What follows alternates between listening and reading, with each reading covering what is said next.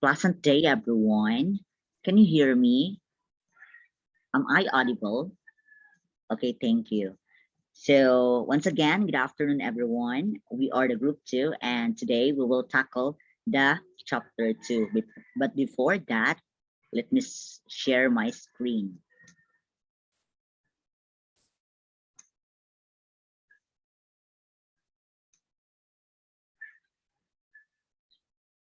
Okay, wait for a while.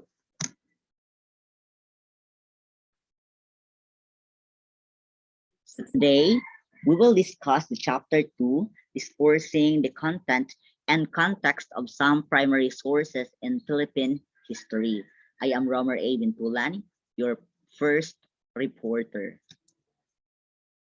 So the learning outcomes, at the end of this chapter, we must able to distinguish between knowledge of some primary and secondary sources in history, study Philippine history using the primary sources, use primary sources competently, explain historical phenomena through the use of primary sources, and value Filipino history and culture through the primary sources. So first, let's differentiate the primary and secondary sources in history.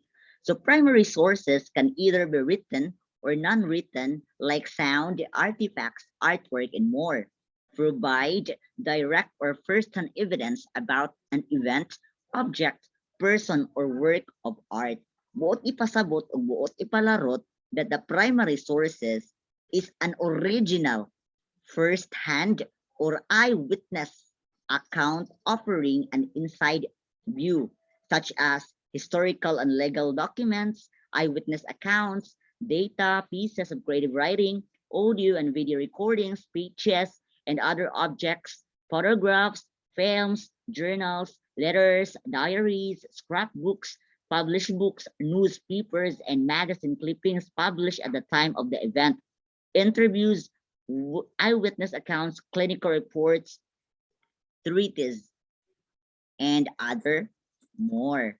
So they are not characterized by their format, but by the information they convey and the relationship to the research question. They're often located in the special collections of a library. Primary sources are considered as the windows to the past of the historians, which enable them to discover what people were doing, planning, or discussing at a particular time, meaning it contains new information, new at the time it was created, that has not been interpreted, evaluated, paraphrased, or condensed. Such sources are usually created during or very close to the time of the events they report on. The author of the primary source typically provides direct impressions of events he or she is reporting on. On the other hand, secondary sources, any account of something that is not a primary source, published research, newspaper articles, popular books and articles, reference books, textbooks, and other media are typically secondary sources. So those are example of secondary sources. So secondary sources, however, can cite both primary sources and secondary sources. Although secondary sources often quote and or use some primary sources, they are considered one step removed from primary sources, since they can add a layer of interpretation and analysis of the same topic being presented or being written. They can include sources as most books about a topic, analysis or interpretation of data, scholarly or other article about a topic, especially by people not directly involved, documentaries, though they often include photos or video portions that can be considered primary sources. So, meaning to say that the secondary sources is the informations created by someone who was not present at an event after an event happened. Kung sa kanta pa, there is original, which is the primary source niya, ang cover mo na secondary sources. So the distinction between primary and secondary sources. As what I have mentioned, that the primary source is an original document or other material that has not been changed in any way, while secondary sources are documents based on primary sources. So meaning to say, ang secondary sources nagikan siya sa primary source. So primary sources are immediate first in account of a topic from people who had a direct connection with it. Mismo ang tao naagi dinha, no? While secondary sources are any account of something that is not a primary source. So second hand ang secondary source. According to Benjamin 1994, primary source also called primary evidence, which records the actual words of someone who participated in or witnessed the events described, while secondary evidence records the findings of someone who did not observe the event but who investigated primary evidence. So meaning secondary source or secondary evidence is research to the primary source. So let's move on to internal and external criticisms. So when we say internal criticism, it deals with the analysis of the content of the documents. This means that the historian should evaluate the relevance of the content of the documents to the time and place of the phenomenon. So internal criticism, it is to determine if the content is accurate or reliable. It is also called higher criticism that deals with more important matter than external form. So this past few years, the famous poem of Dr. Rizal, Sa Aking Mga Kabata, became the subject of scrutiny of some scholars. So gi-examine ang poem ni Dr. Rizal. To some scholars of Philippine history, it is impossible that Rizal wrote the poem when he was just 8 years old. That's why ilang gi-examine ang tanang poem. The argument is Rizal did not know the word kalayaan at the time this poem was said to have been written. So some scholars pointed in Ocampo 1993 that the poem was written during the Filipino-American War, and it is attributed to Hermenegildo Cruz or Gabriel Vieto Francisco. On the other hand, external criticism deals with the analysis on the form of the documents. This criticism allows the historian to evaluate the authenticity of the documents by giving importance to the author of the document and the time when the document was written.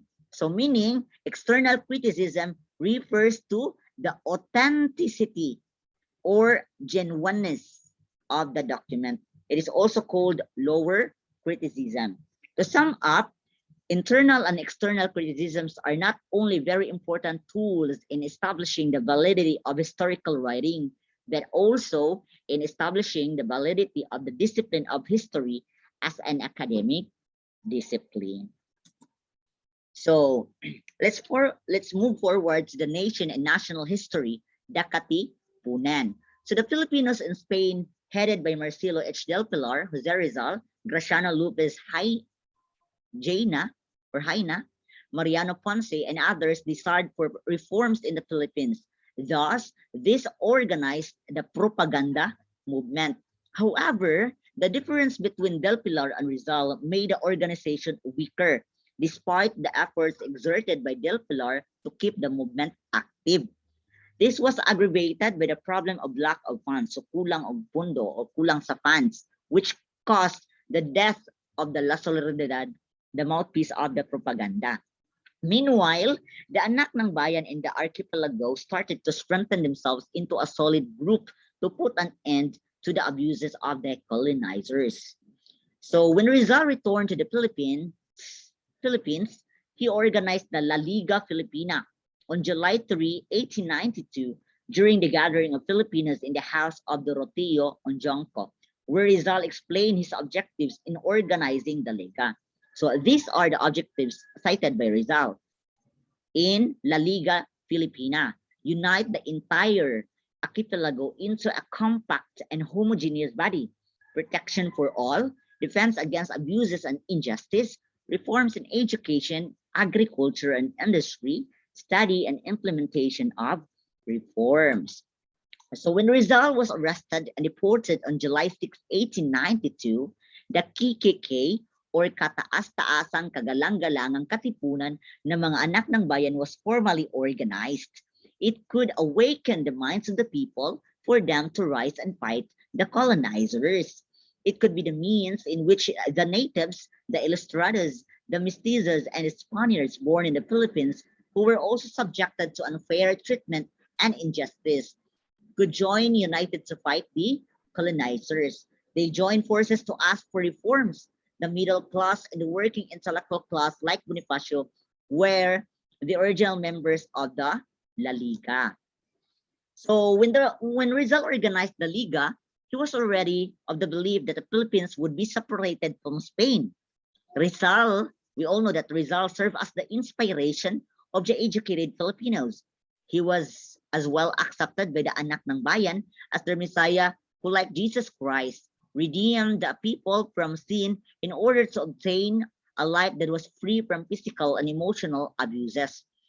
The elected officers of La Liga is Ambrosio Salvador, which is the president.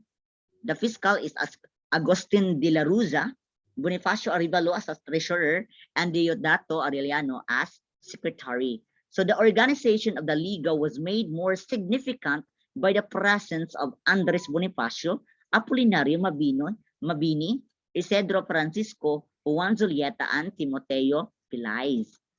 So the La Liga, however, failed in its objectives. So failed ang objective ni Rizal sa La Liga. However, Bonifacio, Valentin Diaz, and Deodato Arellano organized the Katipunan. Arellano, head of the Supreme Council, while Bonifacio was tasked to recruit members. So in accepting members, the Katipunan used rituals and symbols which show the importance it gave to popular tradition.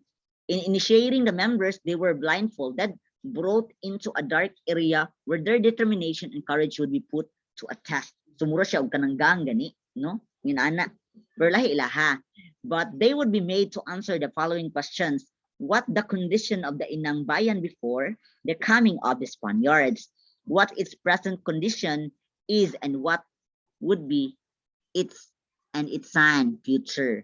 No, mao na siya ang mga pangutana na kinahanglan matubag kung member ka sa Katipunan.